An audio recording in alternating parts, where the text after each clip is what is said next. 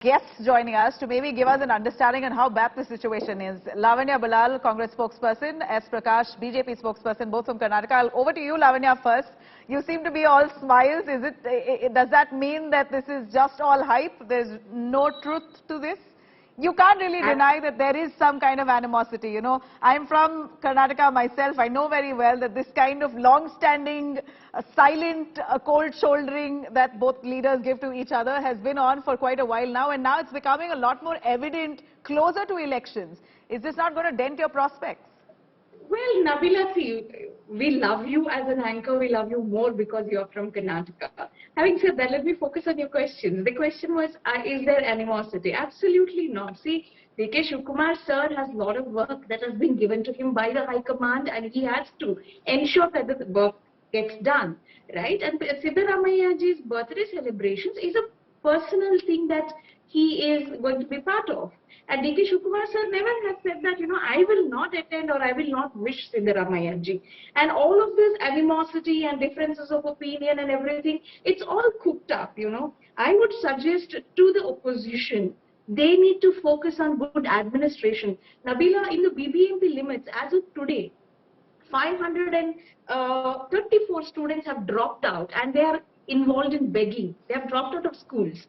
10,12,000 students in Karnataka have stayed out of education this year. I think that should be the focus of BJP rather than discussing about, hey, is DK Shivkumar going to be part of Siddaramaiah Utsava or not? I think that is not at all important for the opposition.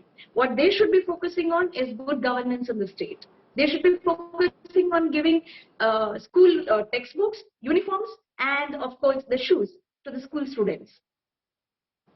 You know, okay, we heard you, S. Prakash, also joining us. Mr. Prakash, you have your own leaders like R. Ashok now, who's openly said, well, you know, Congress has no chance, they don't stand a chance, let them deal with their fissures within their own party and then talk about issues in ours.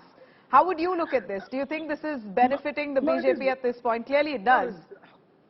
No, Siddaramaiah is a past master in organizing such events only to send a clear message to the party high command or to Mr. DK Shivkumar, who calls the shot in Karnataka.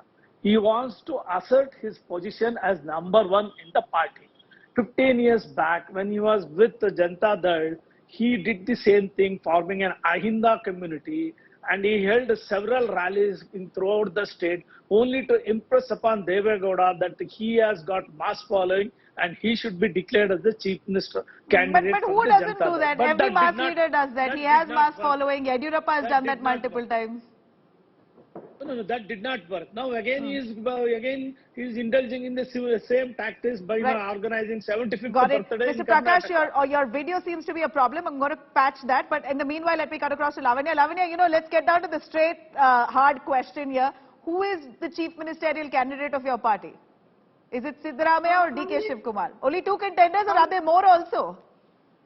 No, there may be multiple aspirants in every party. But the thing is, Nabila, Congress has never ever gone to an election by declaring a CM candidate, especially in Karnataka. We have always fought the election as a party. That's not true. The last election, Siddaramaiah was a clear candidate for chief ministerial candidate. It was not an official projection. It was officially announced that Siddaramaiah was the face. If Congress wins, Siddaramaiah would become the chief minister. Previous election, it was very clear. This time, there seems to be some kind of hesitation by the Congress party to announce it. Why is it so? Not really. There are another 8 months more for the elections. I'm sure coming closer to the elections, the High Command will declare a name. This is too premature for Congress party to be declaring a CM candidate, but there are multiple CM aspirants within the Congress party, and justifiably so, because they have a long tenure in politics, and I think it's justified. Their aspirations to be CM